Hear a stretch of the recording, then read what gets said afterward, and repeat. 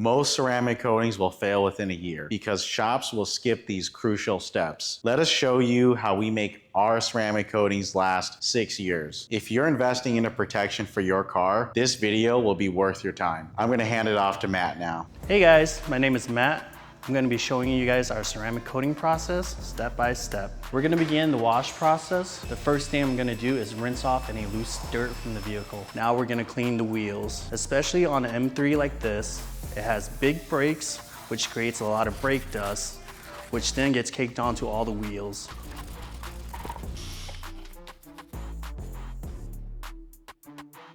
Now we're gonna use iron remover, which will break down any remaining brake dust on the wheels. We're gonna foam the vehicle.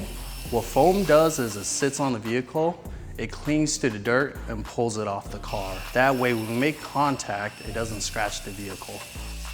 So we got 2 buckets here. We're gonna be doing the 2-bucket method. In this bucket, we got car soap. In this bucket, we have water. When we take our wash mitt and wash your car, after about 1 panel, it's gonna be full of dirt. So we're gonna dip it back into the wash mitt bucket to get rid of all that dirt and debris. That way we ensure that there's no dirt in the wash mitt when we go back to wash your vehicle. We're gonna use bug remover. It's gonna remove any bug guts, dirt, or grime that the car soap couldn't remove.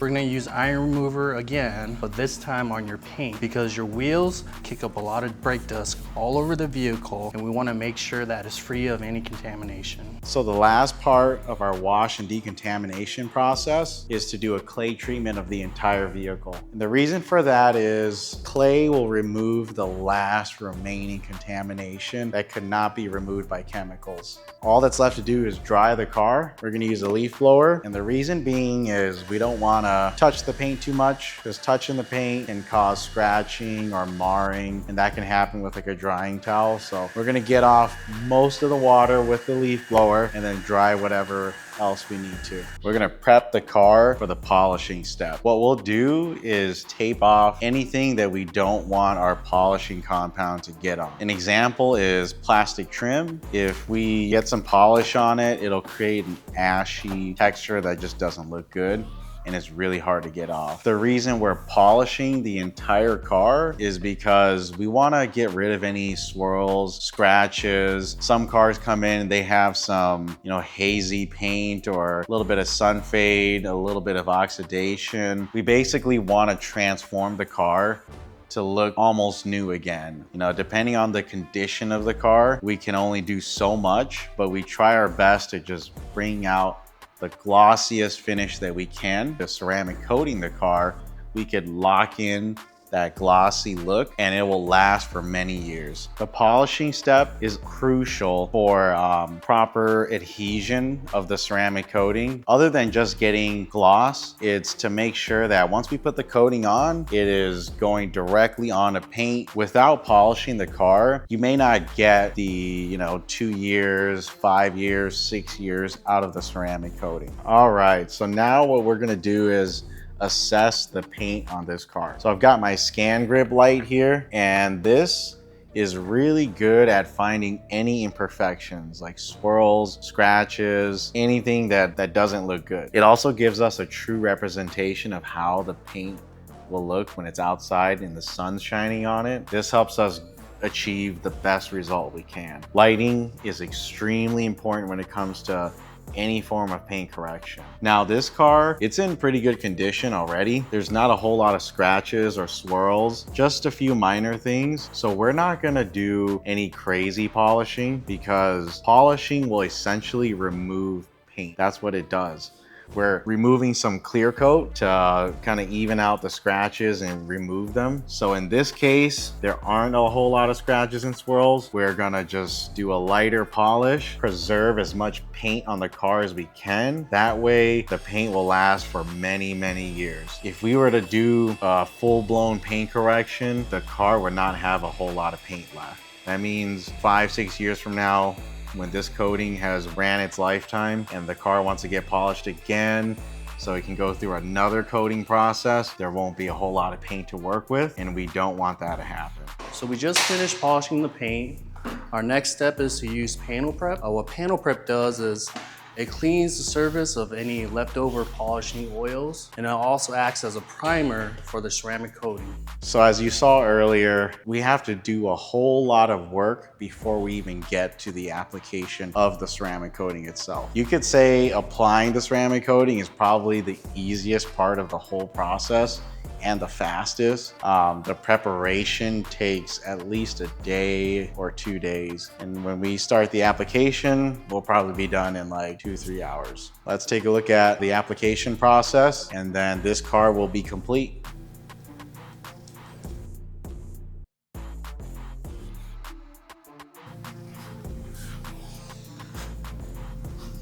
So as you can see, the ceramic coating is, it's a clear liquid. And right now what we're doing is we're allowing it to bond before we level the coating out to clear up the surface. So it might look easy for Matt to apply and level the ceramic coating, but that's because we've got climate control here. The air conditioning, it really helps with humidity and keeping the temperature down, which prevents the coating from curing too fast. And also it allows the coating to properly bond to the car. If we didn't have climate control, the ceramic coating would be curing way too fast or not properly bonding to the paint, causing weird streaks or hazy texture that the only way to remove would be to sand or polish the coating off. So it's really important when you choose a shop to do your ceramic coating, make sure they have climate control, because it helps a whole lot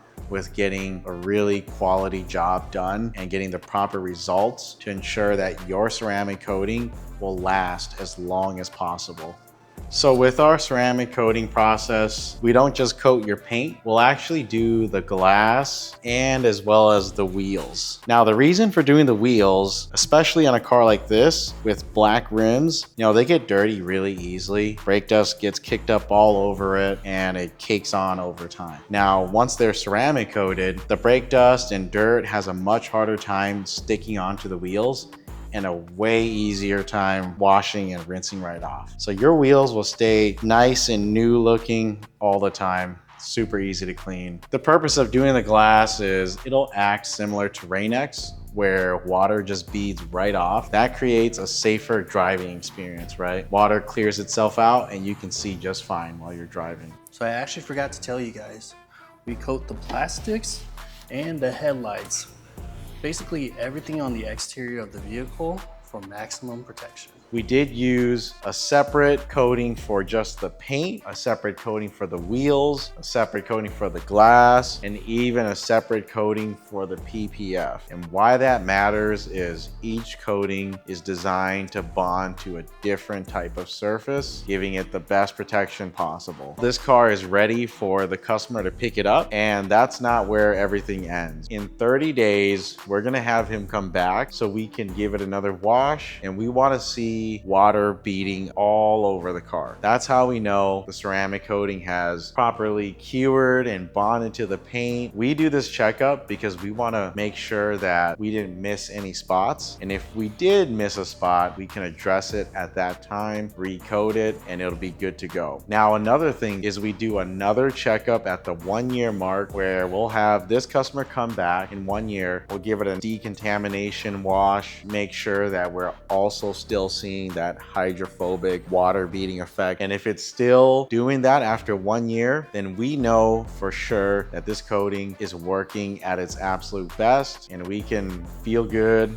about letting the car go and knowing that it will last the 2 to 5 to 6, 7 years that the coatings are designed to last for.